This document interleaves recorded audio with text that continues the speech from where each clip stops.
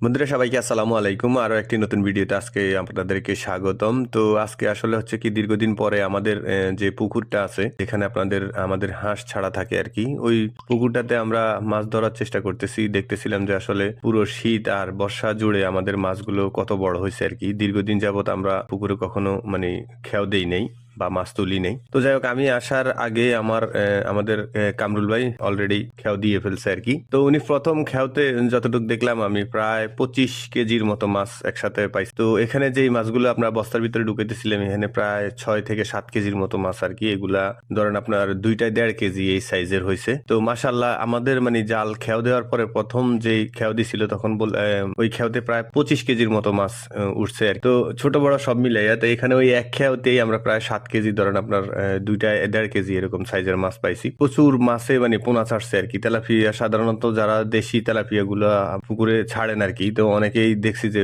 প্রতিনিয়ত সারা বছরই বাচ্চা দিতে থাকে আর হচ্ছে যে বাচ্চা ফুটতে থাকে আর কি। তো দেখেন এই যে কি পরিমাণ, আমি এর আগে মনে হয় এখানে যা দেখতেছেন তার মনে হয় 4 থেকে 5 গুণ বেশি আমি এর আগে পালাইছি আর কি। তো পরবর্তীতে আমি উঠে গেছিলাম হচ্ছে যে আপনার মাছগুলো বস্তায় ভরে দিতে। আমার মালিক আসছে, তো ওনার ফুল ফ্যামিলি নিয়ে, তো এই কারণে আসলে মাছগুলো ধরা আর কি। তো এখানে মাছগুলো ধরার পরে পরবর্তীতে যখন খেয়াগুলা দেওয়া হয়েছিল, কিন্তু তেলাপিয়া আসছিল কিন্তু অতটা আসে নাই। কারণ আমরা সাধারণত যারা মাছ চাষ করি বা গ্রামের মানুষ আমরা অনেকেই জানি যে তেলাপিয়া মাছগুলো অনেক চালাক হয়।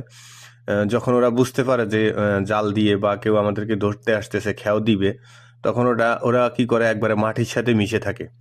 সে কারণে হয়তো প্রথম 1টা 2টা খেয়াওয়ের মধ্যে যে পরিমাণ মাছ আসে, আর এরপরে আর আপনি কোনো খেয়াওতেই আপনি এই পরিমাণ মাছ কখনোই উঠাইতে পারবেন না তেলাপিয়ার জন্য আর কি, তেলাপিয়ার ক্ষেত্রে।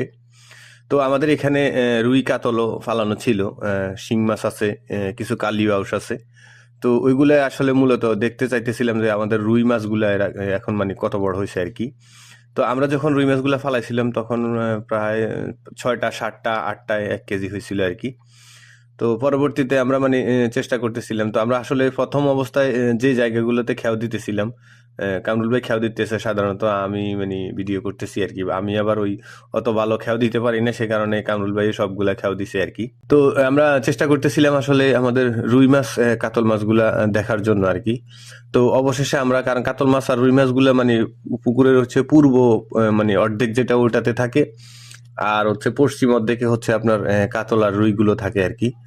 তো এদিকে আমরা আরো কিছু তেলাপিয়া ধরার চেষ্টা করতেছিলাম, কারণ ওনারা এখানে আজকে মেহমান আসবে, এরপরে এগুলা ধরেন কিছু খাবে আবার বা ঢাকায় নিয়ে যাবে আর কি। এই কারণে দেখতেছিলাম যে 8-10 কেজি যদি হয় আমরাও আবার যে কিছু খাওয়ার জন্য রাখবো এরকম আর কি।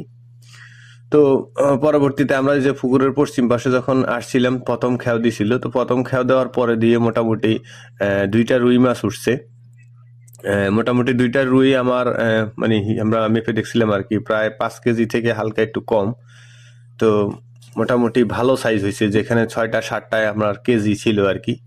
তো এই যে এখানে এই যে কামরুল ভাইয়ের হাতে পরবর্তীতে আমি ক্যামেরাটা রেখে পরে বালতিতে মাছগুলা রাখছিলাম আর কি। পরে মাছগুলো আবার তাড়াহুড়ো করে বাসায় নিয়ে গেছে, এই কারণে আর বাকিটা দিয়ে দেখাইতে পারিনি। তো এই খেয়াতে আবার আরো 2টা রুই মাছ উঠছে আর কি। তো এইগুলা আপনাদেরকে দেখাবো এখন। তো বন্ধুরা, আপনি যদি আমার চ্যানেলে নতুন হয়ে থাকেন আর এই ধরনের ভিডিও পেতে চান, তাহলে অবশ্যই চ্যানেলটাকে সাবস্ক্রাইব করে পাশে থাকা বেল আইকনটি বাজিয়ে দিন। আর এই পর্যন্ত দেখে থাকলে আশা করি ভিডিওটি আপনার ভালো লাগছে, তাহলে অবশ্যই একটা লাইক দিয়ে দিবেন ভাই। লাইক দিতে পয়সা লাগে না, ভিডিওটি অনেক কষ্ট করে তারপরে বানাই আর কি। তো এই যে দেখেন, শেষ পর্যন্ত আমাদের আরো 2টা রুই মাছ পাইছি। এগুলো প্রায় 5 কেজির কাছাকাছি 2টা আর কি। এই যে বালতিতে করে নিলাম। পরে লাস্টে আরেকটা পাইছিলাম, ওটা আমরা ছেড়ে দিয়েছি। মোট 4টা রুই মাছ নিছি আর তেলাপিয়া ধরেন 8-9 কেজির মতো নিছি আর কি। তো ভালো থাকবেন, সুস্থ থাকবেন সবাই। দেখা হবে অন্য কোনো ভিডিওতে। দোয়া করবেন। আসসালামু আলাইকুম রহমতুল্লাহ।